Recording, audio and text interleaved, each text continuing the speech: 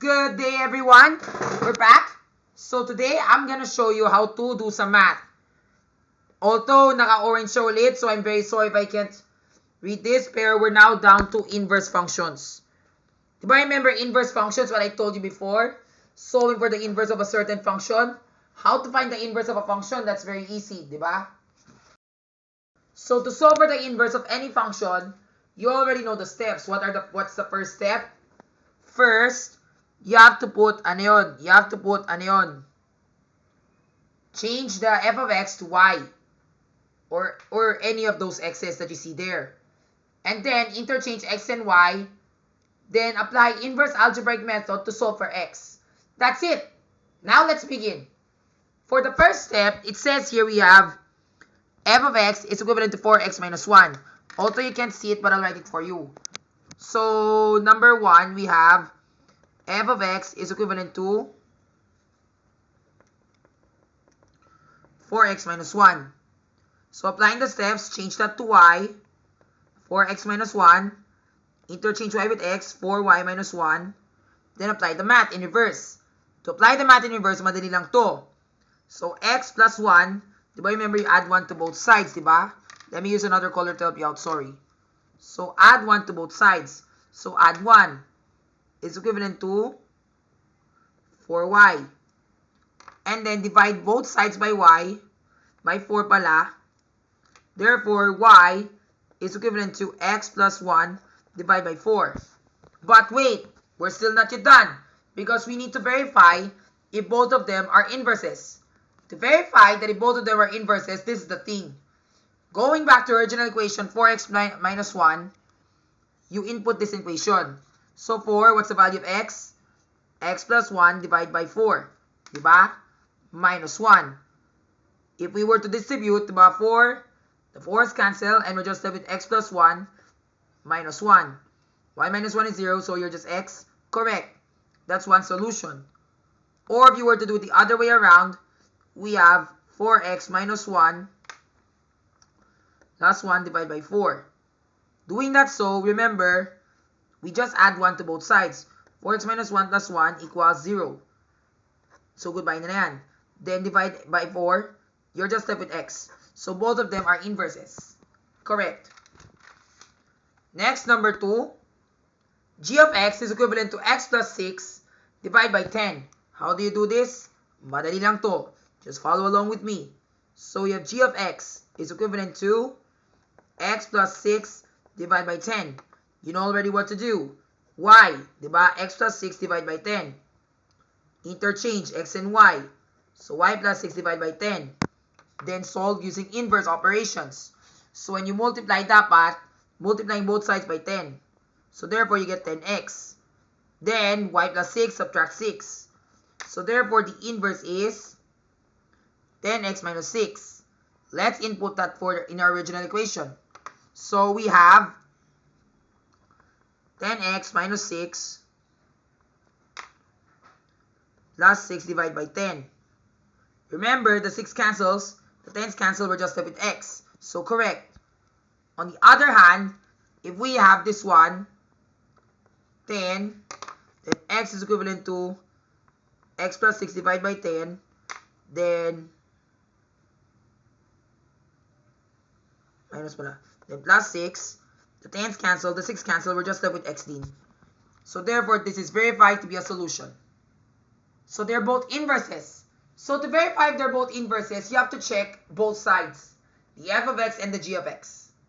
Next, number 3, we have y of x is equivalent to 4x cubed plus 14. This one implies a multi-step equation. So what we do here, mabilis lang to. You already know the fundamental concepts, diba? So you know already the rules on how to solve, diba? First, let's put y of x is equivalent to 4x cubed plus 14. Diba? Then, interchange x and y. Make it y na lang. Shortcut, diba? Then, interchange 4y plus 14. Then, do the math. When we did inverse operations, what's the first thing that we did here? That's right. we subtract 14 because remember we cube the y and then multiply it by 4, then add 14 to both sides. So therefore, solution will be x minus 14 is equivalent to 4y cubed. What do we do next? We divide. So we divide both sides by 4. So therefore, now we're just left with x minus 14 divided by 4 is equivalent to y cubed. What do we do to the cube? I-cube root na namin. So therefore, what's y? Y is equivalent to the cube root of x minus 14 divided by 4. To verify if they're both inverses, let's check it out. First, let's write this equation. So 4 times the cube root of x minus 14 divided by 4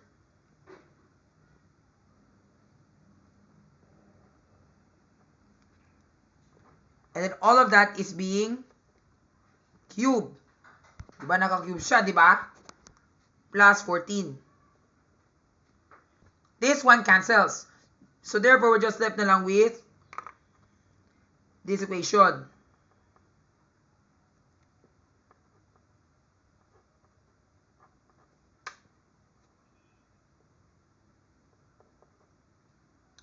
The 4's cancel, the 14 cancel, and we're just left with x. So therefore, this is a valid solution. This is an inverse function. On the other hand, if we do something like this, we take the cube root.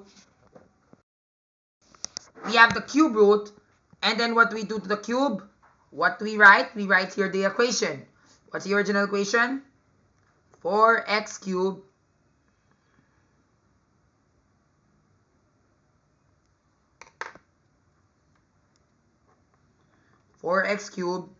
minus plus 14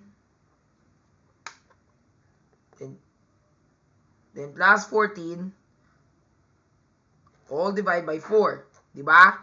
So to look like this. So we add 14 to both sides, negative 14 plus 14 plus 14, then negative 14. They cancel. And then this one, the cube root of x cubed is just x. So correct. They are certified to be inverse functions. That's number 3. Although it may be tricky, but still easy, right? Next, number 4. Your d of x is equivalent to negative 34 divided by 2x. Here's the catch. Your x now is in the denominator, so what do you do about that? You need to bring that to the surface. So how do you bring x to the surface? It's just like when you solve rational equations beforehand. Let's see how we can solve this answer. So this is what we're gonna do. You might remember first we write d of x is equivalent to negative 34 divided by 2x. Actually, pwede ka mag-simplify ka ng fraction. You can make that y is equivalent to negative 17 over x. Na lang. Because negative 34 divided by 2 is negative 17. Interchange x and y, so you get x is equivalent to negative 17y. Diba? Now to bring y to the numerator, we have to multiply both sides by y to bring it to the surface. So this one cancels, and we're just left with xy is equivalent to negative 17. However, on our only obligation is to solve for y. So if we want to leave y all by itself, what do we do to the x? Dividing both sides by x. Although it may be complex, but it's still worth it. So y is equivalent to negative 17x. But check your solution. Diba, remember you have negative 34 times 2 and then negative 17x. Diba? We know 2 times negative 17 is equivalent to negative 34x. So this becomes negative 34 over negative 34x. So this implies division of fractions, diba? Negative 34 over 1 divided by negative 34 over x. Apply reciprocal. We should get this one cancels to 1. And x is just x. So tama. Therefore, negative 17x is a solution. Now, if I were to do something like this, negative 17 and then 34 over 2x, of course, this one will cancel, making it into negative 17 over x. The product still implies the same. you know already what to do here. Diba? Divide by x. And then you change that reciprocal. Goodbye. And you're just left with x. So confirm. That is a valid solution. Okay, that's why nga, for some students, whenever they see their x is on the denominator, they think it's already the end of them. Pero don't worry, kasi it's still easy. You just have to bring the x to the numerator para mas malinaw. Next, for number 5, this is a tricky problem. But don't worry, it's still solvable. C of x is equivalent to negative 4x minus 5 divided by negative 3 plus 35. This one implies the application of your literal algebra skills. So how do you solve it? So how do you get the inverse? Remember, you multiply first, applying PEMDAS. And then subtract 5 based on your answer that you get here. Then divide your answer, divide by 3, then add 35 at the end. Kaya this one implies the application of algebra. Kaya this implies the application of pre-algebra that you learned.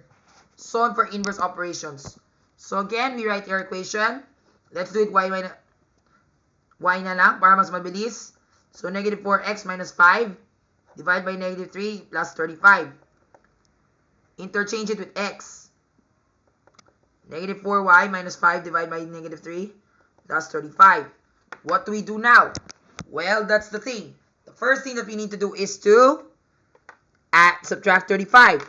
So x minus 35 is equivalent to negative 4y minus 5 divided by negative 3. What about the negative 3's?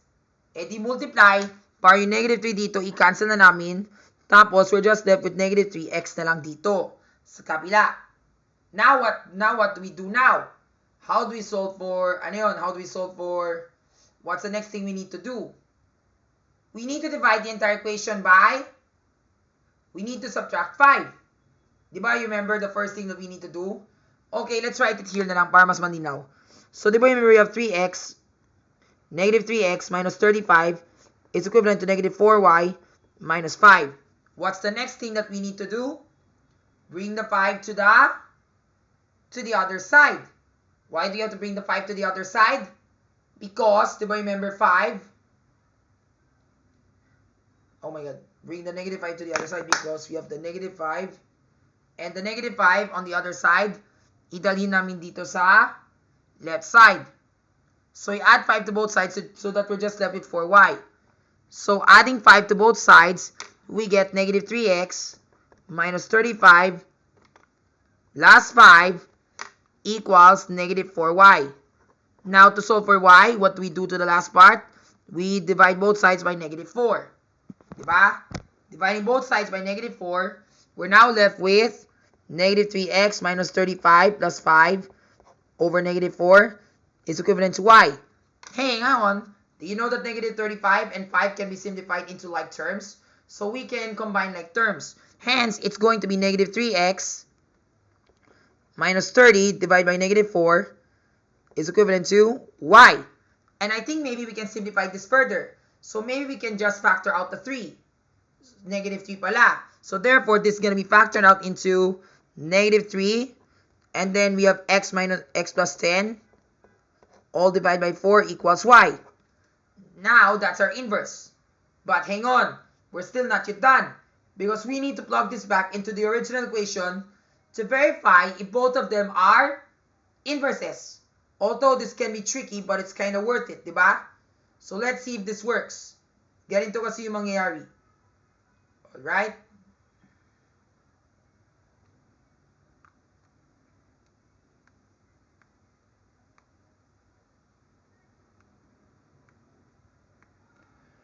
Teka. Baka mali na naman ako. Sige, verify na namin. So, diba remember you add 35? So, nag-add tayo ng 35. So, minus 35, diba? And then, we multiply by 3. Ah, wait. Kasi po that's supposed to be 3x minus 35. So, dapat naka-parenthesis siya. I'm sorry pala. That's supposed to be negative 3x minus 35 pala yun. Is equivalent to, ano yun? Negative 4y minus 5. Then, we add 5 to both sides. Tama. So, negative 3x minus 35 plus 5 equals 4y. Then, dividing both sides by negative 4 Yun nga, that's the value of y. So tama, that's the value. So now let's double check to verify if this is true. But if you are to simplify the equation, you can also opt to do this. To find the inverse, you can just distribute negative 3 times x, which gives you negative 3x plus 105 plus 5 divided by negative 4. That 105 plus 5 equals negative 3x plus 110 divided by 4, negative 4. Tama? So that's our value. Now let's input this back to our equation to verify if this is true. So 4 divided by negative 3x plus 110 divided by negative 4 minus 5 divided by negative 3 plus 35. Okay? So in here the 4's cancel. So goodbye 4's.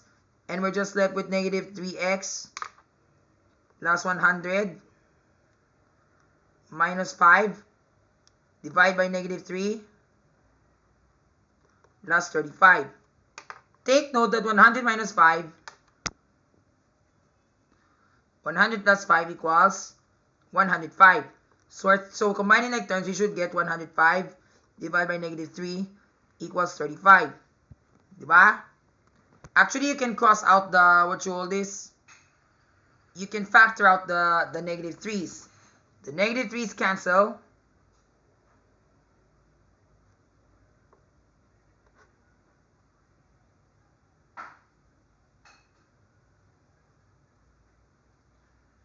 And then you're just left with, I think you don't need to distribute pala. Kasi yung ginawa ko dito, nag-distribute pa ako eh. So, dapat hindi ako nag-distribute. Pero okay lang kung nag-distribute ako para mas malinaw, para you can get the answer.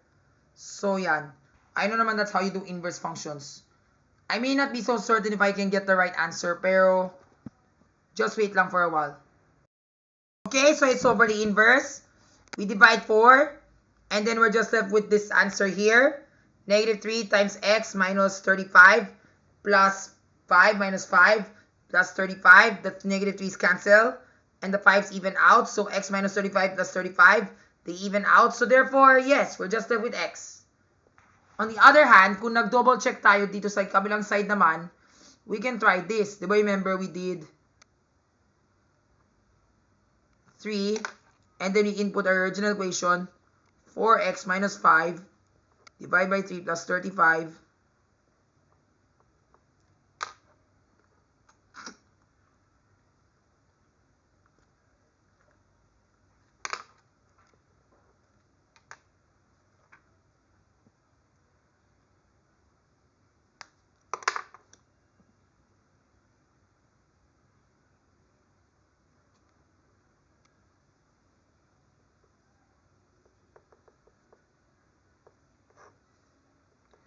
Yan, so we have here, the 3's cancel here, negative 3's cancel, and then negative 4x minus 5 plus 35 minus 35 plus 5.